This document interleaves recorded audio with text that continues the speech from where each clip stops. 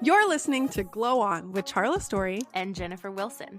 We're not just photographers. We're your trusty guides in the world of photography, business, and a bit of life wisdom.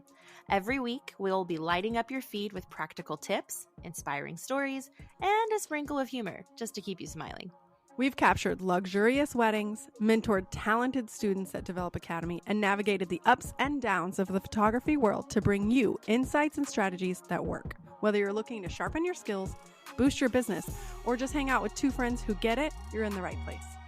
So grab your favorite beverage, get comfy, and let's dive into another episode of Glow On. Okay, Glow Getters, real talk. If you've ever spent way too long tweaking the shadows, the blacks, the tone curve, your color mixer, and making the tiniest adjustments in Lightroom, legitimately having the internal panic inside of if your whites are white enough or if they are just a little bit too white. Have I retained the highlights enough, and are my greens exactly how I like them? You've probably begun to wonder if you're even cut out to do this thing. Yeah, hi, welcome, same. Today, we're going to get into it. Presets, AI, burnout, and how to find your style without losing your mind or your clients. Now, this is my first ever podcast writing solo, and I would totally be lying if I said I'm not a little bit nervous, but also low-key psyched because I feel, I don't know, probably overly qualified to talk to you guys about this thing that no one really talks about. If someone has, feel free to DM me. I'd love to hear it. But I think we should probably just get into it because look, editing your photos is supposed to enhance your work, not consume your life. But we've legitimately all been there, up way too late. Grey's Anatomy for the 5 millionth time on in the background. Gilmore Girls, The Office, whatever you're into, whatever your comfort show is. But legitimately just obsessing over the smallest things our clients will likely never notice. Or maybe for you, they're the biggest things. And you're second guessing your style, thinking that maybe you should just quit and open a smoothie truck. One time my dad really did almost open a smoothie place. It was called Planet Smoothie.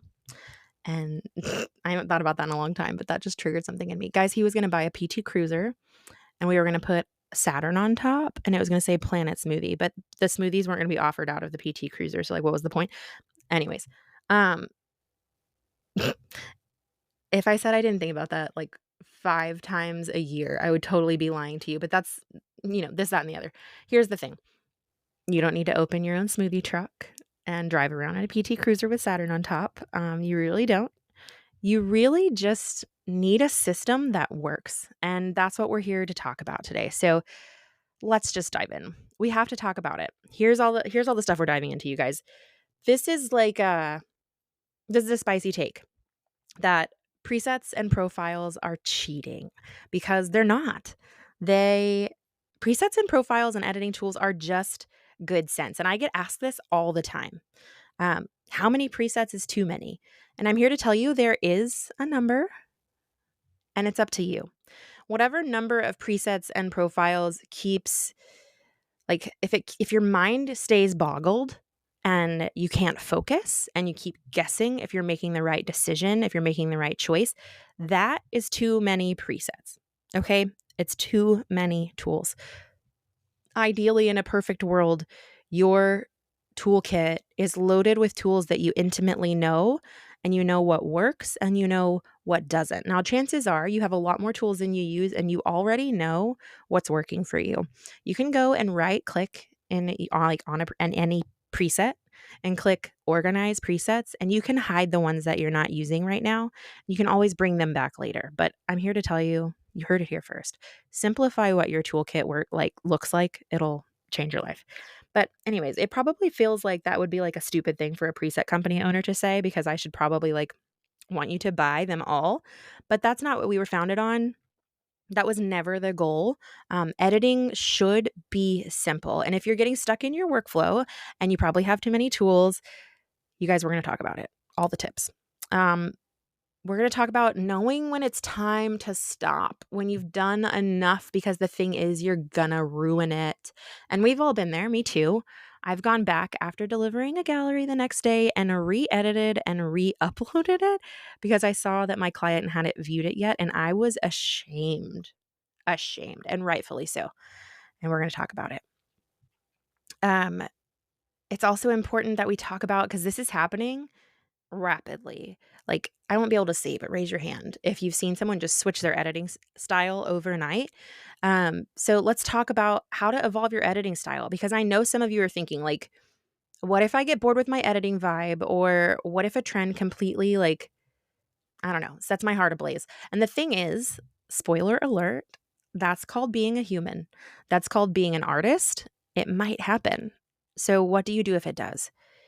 And finally, guys, if you are not using AI editing tools to make your life easier, what are you even doing? By the end of this episode, you'll either feel totally zen about your editing, or you're going to DM me and tell me that I've ruined your life and your workflow, and you just bought a PT Cruiser and your husband is paper macheing a Saturn to go on top for your Planet Smoothie car. But either way, we're going to have fun.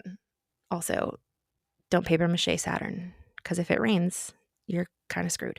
So, glow getters, let's get into it. So you probably already know that I own Kindred Presets, and if you didn't know, now you know. So let me say it out loud for the people in the back. Using presets and profiles is not cheating. It's called having a workflow that actually lets you enjoy your life. You know what is cheating, though? Pretending that every edit you do is from scratch, when we both know that you have a secret folder of your go-to edits, okay, and your settings, and you've made your own presets. So stop lying about it. All of you people, especially, I see you on Reddit calling out people, calling them fakes and phonies for buying editing tools. Get off your high horse and get back down to reality. I know that you have it named over there in your editing toolkit, and you have your preset, and it's named like, I don't know, like Miranda Priestley, summer 2005. Whatever it says, I know it's there. Cerulean, maybe. Stop shaming people in the dark. We see you, it's rude, and we know you're a big fat phony. Okay, thank you. But here's the thing. I know that you've wondered, like, what if using presets is going to make my work look like everyone else's? And that's a genuine concern. You would think if everyone is using the same thing, then aren't we all going to look the same? And that is a risk that you run. But here's why I don't get the hype around that argument. If you're familiar with Kindred, you know that we have a few incredible collaborators, and those are conversations that we've had with each of them. Like, what happens if we put this out and everyone can just emulate my signature style? And that's kind of the point, right? But here's the thing. No one's going to shoot like you. No one's going to have your clients manipulate light the way you do, or manipulate the tools the way that you do. So it's safe to go ahead and move forward. Those are the conversations we've had, and they remain true, right? So the same thing is true for you. Listen, the presets, they are magical, but they're not magic. You are, right? So you are the artist. You're the one who gets to use them and manipulate them and change the tools to fit your vision. The magic is how you customize it and how you apply it to your specific style. And here's the thing. I just feel like we should probably backtrack. Maybe we should backtrack just a little bit. If you're new to the editing game, presets are rarely, if ever, going to be a one-click edit, and they are, I don't know, all of these editing tools, they are meant to be adjusted. It's just like giving you a beautiful paint palette, and then you get to take brush to paint and then brush to canvas. Yeah, brush to paint, I paint sometimes. And then you get to make things happen. So if you purchase a tool and you're like really excited, you download it, you install it, you put it on a photo that you love, and everything doesn't look right, it doesn't just magically fall into place, that's okay. But if that's what you were expecting, you were a little bit misguided. That's never, maybe never's a strong word, because we're going to talk about AI in a little bit, and we're getting close. It's not possible in Lightroom yet, in the year of our Lord 2024, to apply a preset and it read your mind in Lightroom. Okay, that will and would be incredible, but the closest we have gotten to that experience is with AI editing programs. And let me be the first to say those programs are incredible. They can be your like very best friend. Yeah, I'm talking about Imagine AI, my personal favorite, Impossible Things. There are so many incredible ones already coming out on the market that, dare I say, are saving lives. I'm not kidding because they're doing half, if not more than half of the heavy lifting, you guys. I got a DM recently and it was like, do you ever feel guilty using AI? Which is a loaded question for someone like me who owns a preset company and all of those things. And I don't know. The loudest answer I could tell you is no, girl. No, I don't. And the reason I don't feel guilty about it is because I feel guilty about all the years. They haven't been out for years. Well, I get I feel guilty for all the months that I knew these programs were out and all the time that I took away from my life and my family and my other dreams because I was afraid of AI and robots and the future. And honestly, dealing with some control issues because that's the incredible thing, you guys. You end up getting to have so much control when you're building your profiles or in purchasing profiles, depending on um, whoever you're using, whichever program you're using. And you get to have so much control in telling the AI robot magicians what to do with your images. And editing has truly never been easier. You don't get to like type in to imagine what you want, you just have to show it. But send thank you energy because one day they're going to take over the world. Just don't make them come for you. Um, just kidding, kind of. But you really can have so much of your life back, you guys. And maybe, if I'm honest, I am still working on some of my own control issues a little bit. And I still hand edit all of my portrait sessions. But my weddings are going through AI because we have trained our profile so beautifully that it literally reads my mind. And the thing is, I don't know, maybe it's not a control issue. Maybe it is that I just legitimately love editing, which you could probably suspect.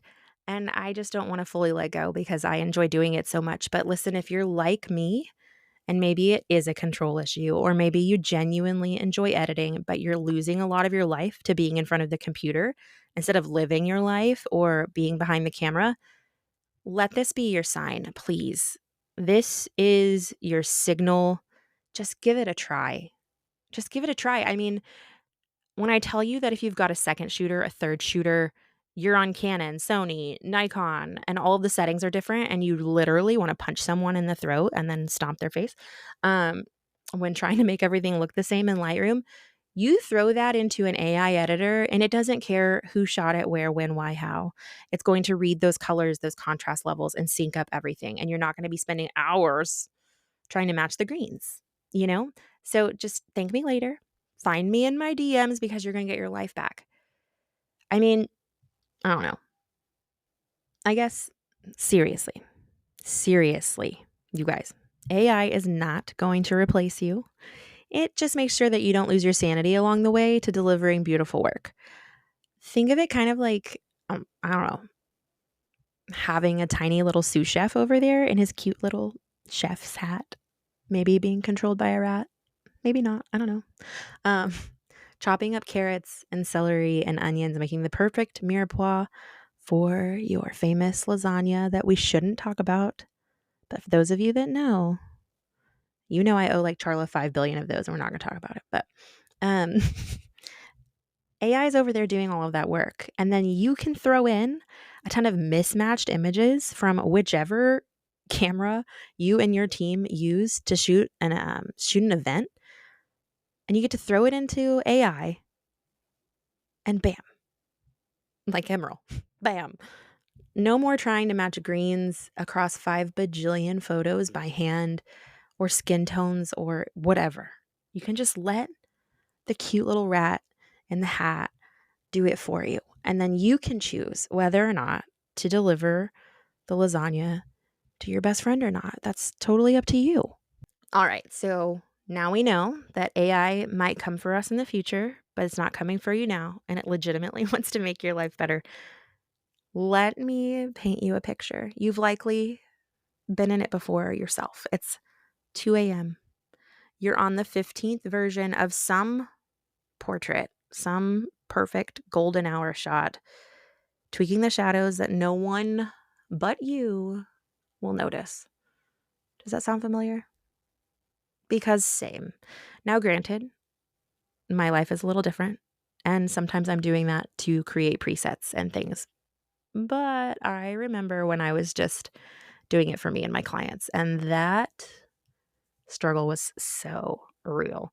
So someone asked me recently, like, how do you know when to stop editing? And honestly, the moment that like I look over at my history and we are, I don't know, 75 plus fixes deep, that's probably good. Or whenever I've finished an entire episode of My Favorite Murder, I'll be honest, I haven't struggled like that in a very long time because I have some incredible systems in place. But listen, if your ass hurts and you are not done editing a section of a wedding, you need to walk away before Lightroom completely pulls you down into the underworld where we never see you again. If your office chair has become your best friend, it's probably time to rethink some things, babe. I know that like saying it out loud and making you feel like I've been looking through your window as you pull your hair out might feel a little bit like you might feel a little naked right now. But the thing is like it's literally all of us at some point. We've literally all been there. So this is why it's so important to make sure that you know how to batch edit, to make sure that you understand how to sync up your edits. And then most importantly, that it's okay to use tools like AI to simplify your life. Like, I don't know. I don't know, you guys. It genuinely hurts my heart to um when we talk to our community and I hear how many hours they spend culling and then how many hours they spend editing, and that doesn't mean that it's not good time. And I'm not implying that it's not good trouble to go in and spend all of this time being excellent. But what I am imploring and what I am postulating is that you have an opportunity to make your workflow serve you. Okay? If you're one of those people who says like, I'll just tweak this one thing, and then you end up re-editing a whole album, like DM me. We need to get you some help because I was you. I mean, like editing anonymous. We should just start it. Like, what year am I on? Send me my chip. The thing is like perfection, I won't say it doesn't exist because in the world of photographs, in my opinion, I have stumbled upon perfect, but it's so rare.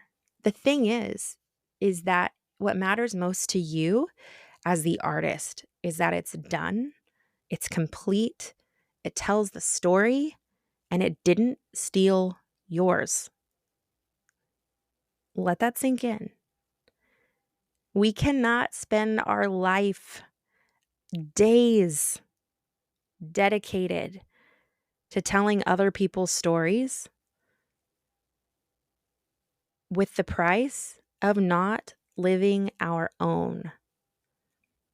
And please hear me when I tell you that if that is how you are choosing to live your life, more power to you. Do you, there is no shame in that game. But if you hear life happening around you and wish you could be in the other room and you want more, there is opportunity for more. And it likely starts with your tools and a refinement of your editing process. I'll probably have to make an ad for the editing glow up, but just go to developacademy.com and check out the editing glow up, you guys. It will be a major jumpstart if that is you. And that was not in my plan to pitch. But okay. Heartfelt moment ended. Over. Now let's chat about trends and how to change styles, because there's a way to do it. It's possible. You can. make a switch, but you have to do it correctly. So let's say you've built your whole brand around dreamy, film inspired, soft highlights, creamy skin tones, soft contrast. You know the green already. You're already seeing it in your head. But now, like, social media is pulling us towards, a warmer edit, a more muted contrast. Whatever it is that your algorithm is feeding you has lured you in. The siren song has called, and now you are drowning in a sea of self-loathing for what your brand currently is and what you wish it could be. What do you do? What do you do? So I've had people ask me like this question legitimately, like, what if I'm bored of my editing style? And listen, it happens to all of us. That's called being a creative human. But here's the thing. You have every right to explore and evolve your style. You just have to be thoughtful about it. You just have to really take the time to do it correctly. So before you bring a whole new vibe to your clients, play with it on some personal projects. Get comfortable with it. Go do a shoot just for you, or photograph your children or your dog, or whatever it is. Take some photos from vacation and really dig in and make sure that you love it. And not just that you love that style, but that you understand it. Not just that you understand it in perfect light, but that you understand it in dark photos, in reception photos, in high contrast environments, that you know what you're doing and what your art is going to look like when you become this new you. Okay? Because the last thing you want to do is think you're comfortable with it, implement it into your brand, and then flip flop back and forth. Because hear me loudly when I say that consistency is everything for your brand. Think about it. Some photographer you started following 10 years ago. They've been, we'll say 3 years ago for the sake of time. 3 years ago, you fall in love with this photographer's work and you're like, this person knows what's up, the colors, the posing, the light, everything. And then today, you get on and you see an image and you're like, who is this? Like, who am I following? I don't remember following this person. This doesn't align with like me at all. And you see their name and you're like, wait, what? That can't. Maybe this was a reshare. Maybe they're just helping a friend. What would that feel like to you? Like, wouldn't that be a whole lot like, I don't know, falling in love with Nike and their overall aesthetic, and then you walk in one day and it's all high heels? That would be a little bit confusing, right? So we have to know what we're doing before we make the switch. But if you know what you're doing and you're still into it and you feel seen as an artist and it's time to make a change, you're committed, just don't go all in overnight. We need to learn to start dripping things in slowly as we're learning. And we have to start incorporating it on your website and social feeds really slow. Kind of like, I've never done this because I would cry. But we're not throwing frogs into boiling water here. We're just slowly warming things up so your clients barely notice the change. Okay? We need to slowly drip in change, because here's the thing. Unlike a clothing brand where if I need new shoes, I'm walking into Nike today, I see what they have, I make a purchase.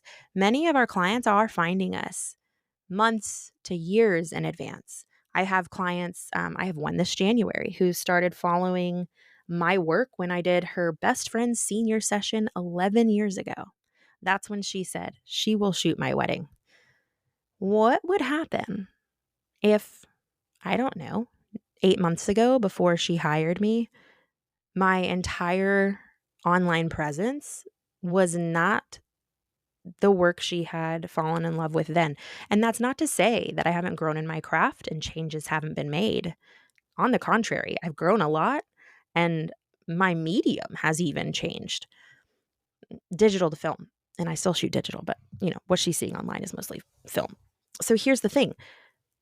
it was a slow and gradual change. You can't just overnight be like, we're new now. We're completely different. I mean, I guess you could, but what happens when the person who you're photographing in 4 months fell in love with the old you, and now you're the new you, and then they don't like the new you?